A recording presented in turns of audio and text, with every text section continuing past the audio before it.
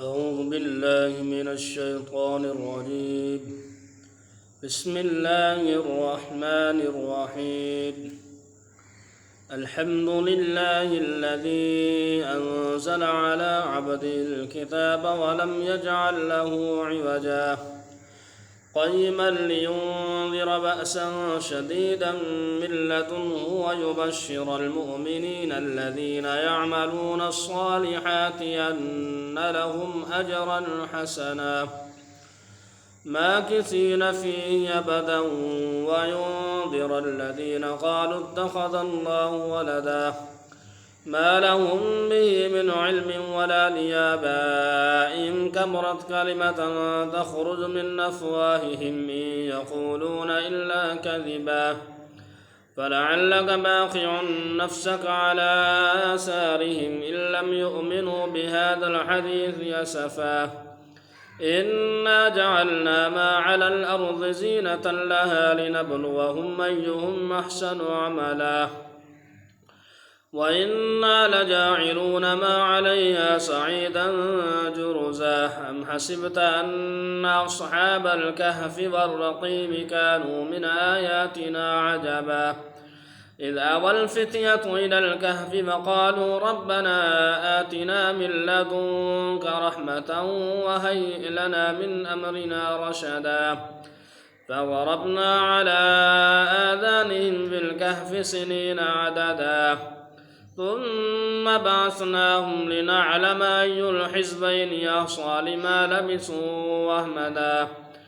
نحن نقص عليك نبأهم بالحق إنهم فتية آمنوا بربهم وزدناهم هدى وربطنا على قلوبهم إذ قاموا فقالوا ربنا رب السماوات والأرض لن ندعو من دونه إلها لقد قلنا إذا شططا هؤلاء قومنا اتخذوا من دونه آلهة لولا يأتون عليهم بسلطان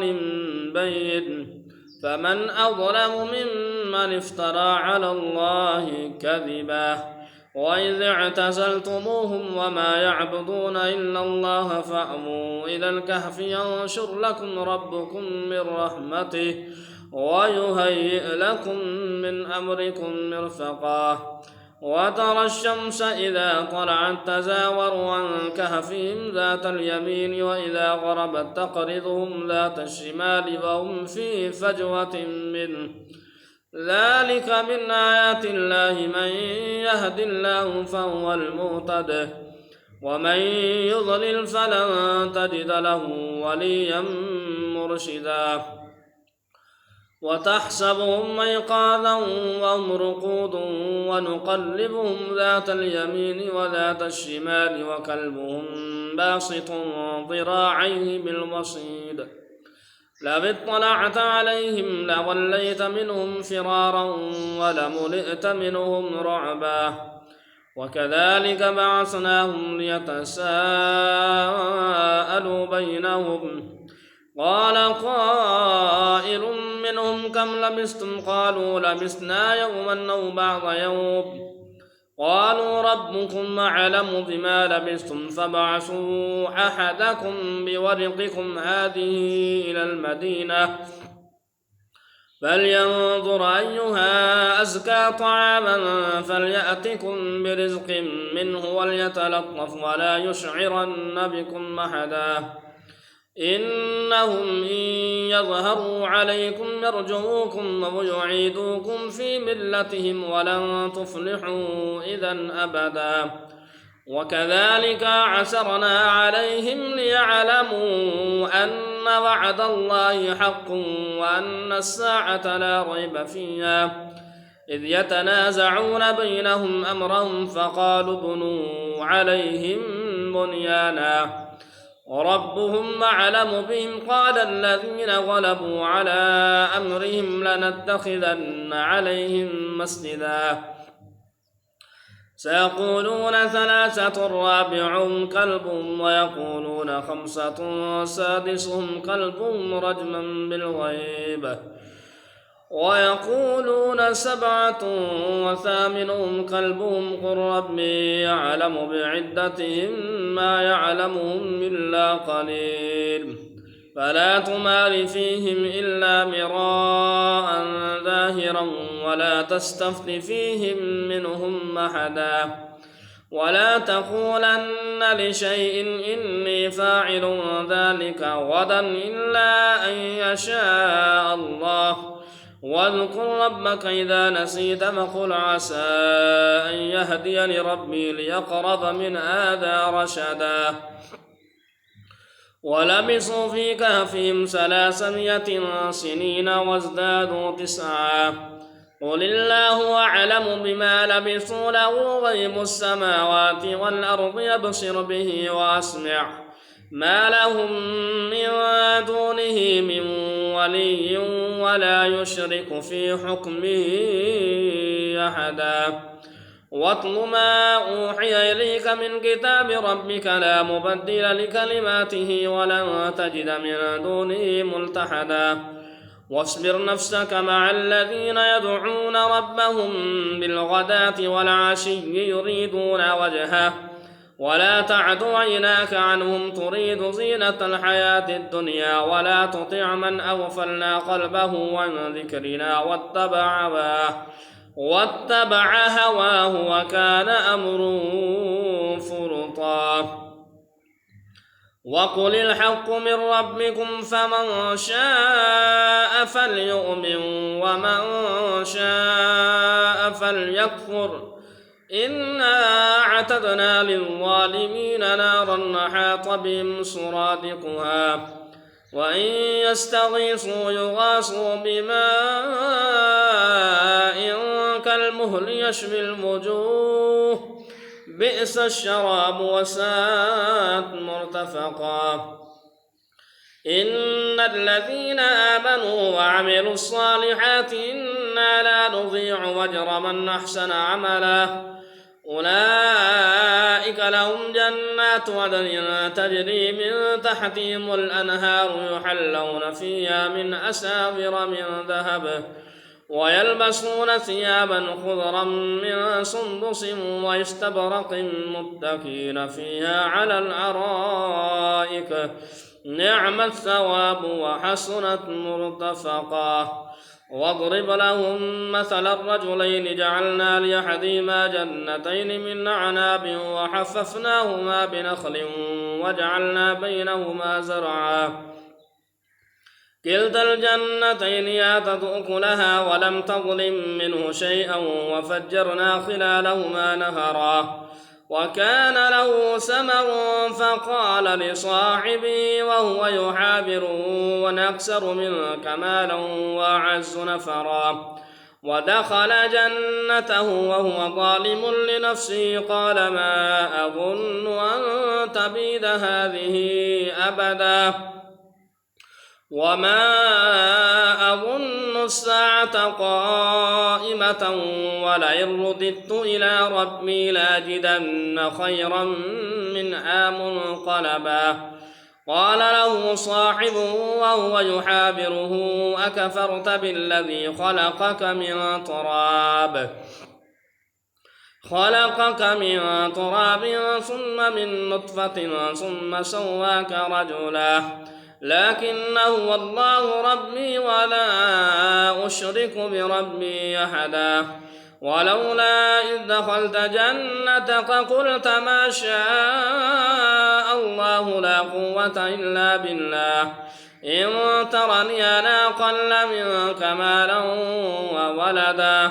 فعسى ربي أن يؤتيني خيرا من جنتك ويرسل عليها حسبانا من السماء فتصبح صعيدا زلقا أو يصبح ماؤها غورا فلن تستطيع له طلبا وأحيط بثمره فأصبح يقلب كفيه على ما أنفق فيها وهي خاوية على عروشها ويقول يا ليتني لم أشرك بربي أحدا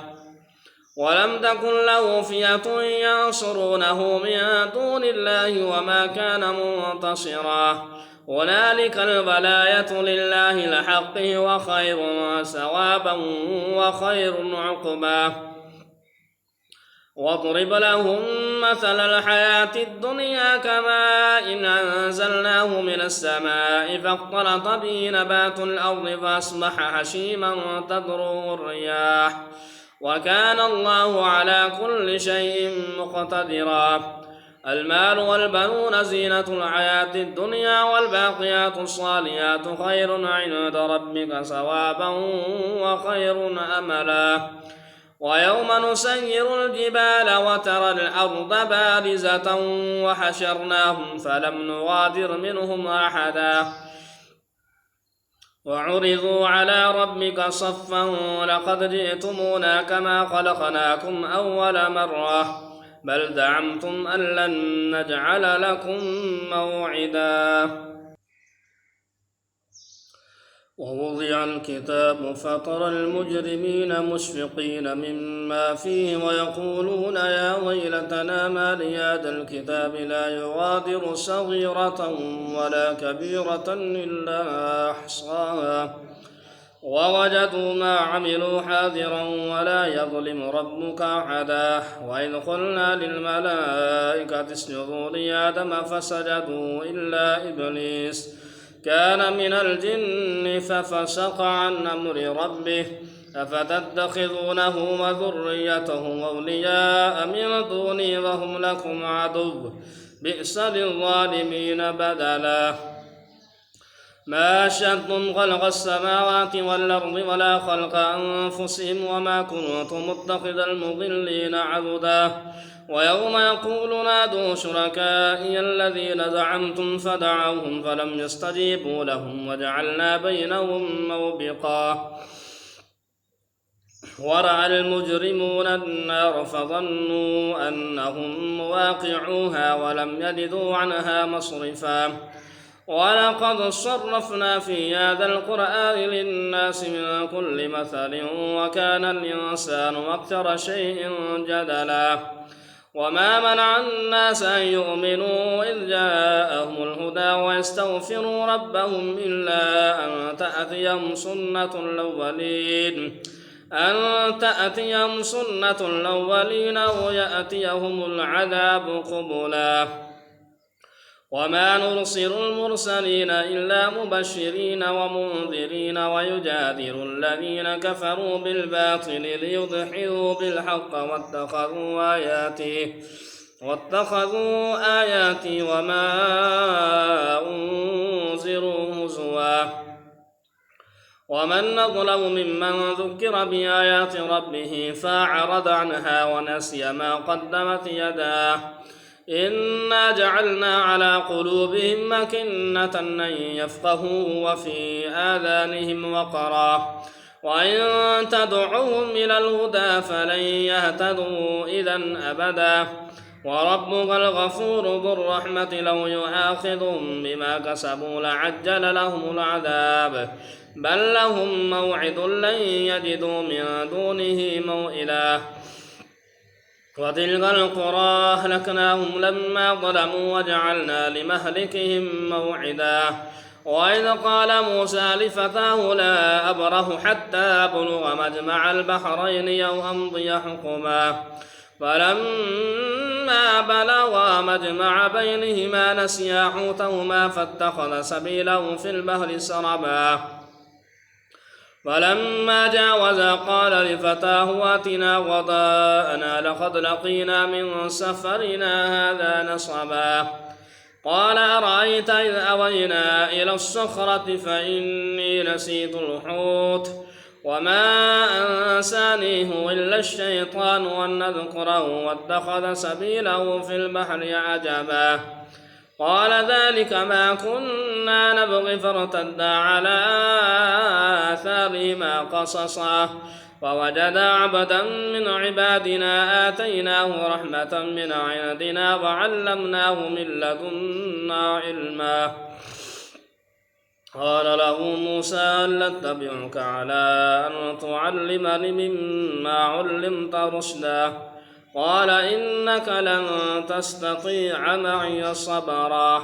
وكيف تصبر على ما لم تحط به خبرا قال ستجدني إن شاء الله صابرا ولا عصي لك أمرا قال فإن اتبعتني فلا تسألني عن شيء حتى أحدث لك منه ذكرا فانطلقا حتى إذا ركبا في السفينة خرقها قال خرقتها لتغرق أهلها لقد جئت شيئا إمرا قال ألم أقل إنك لن تستطيع معي صبرا قال لا تؤاخذني بما نسيت ولا ترهقني من أمري يسرا فانطلقا حتى إذا لقيا غلاما فقتله قال قتلت نفسا زكية بغير نفس لقد جئت شيئا نكرا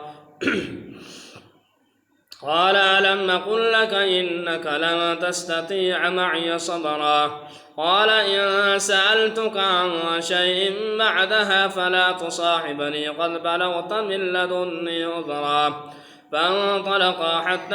إذا أتيا أهل قرية استطعما أهلها فأبوا أن يضيفوهما فوجدا فيها جدارا يريد أن ينقض فأقامه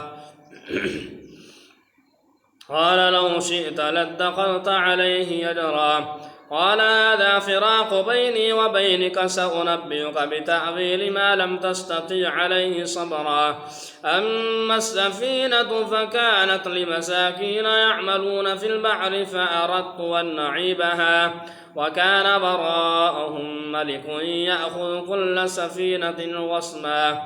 وأما الغلام فكان أبواه مؤمنين فخشينا أن يرهقهما طغيانا وكفرا فأردنا أن يبدلهما ربهما خيرا منه زكاة وأقرب رحما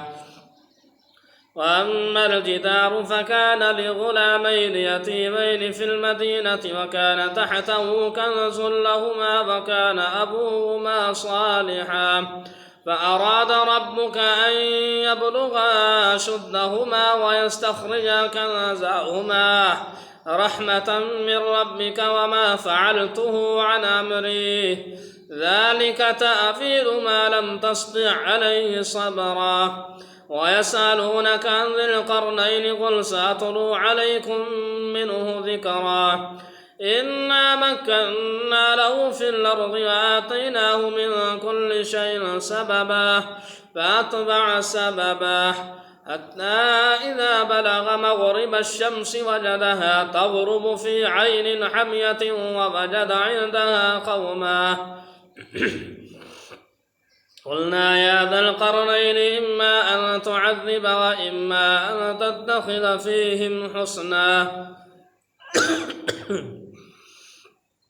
قال أما من ظلم فسوف نعذبه ثم يرد إلى ربه فيعذبه عذابا نكرا وأما من آمن وعمل صالحا فله جزاء الحسنى وسنقول له من أمرنا يسرا ثم أتبع سببا حتى إذا بلغ مطلع الشمس وجدها تطلع على قوم لم نجعل لهم من دونها سترا كذلك وقد أحطنا بما لديه خبرا ثم أتبع سببا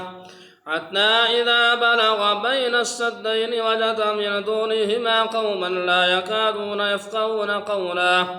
قالوا يا ذا القرنين إن يأجوج ومأجوج مفسدون في الأرض فهل نجعل لك خرجا على أن تجعل بيننا وبينهم سدا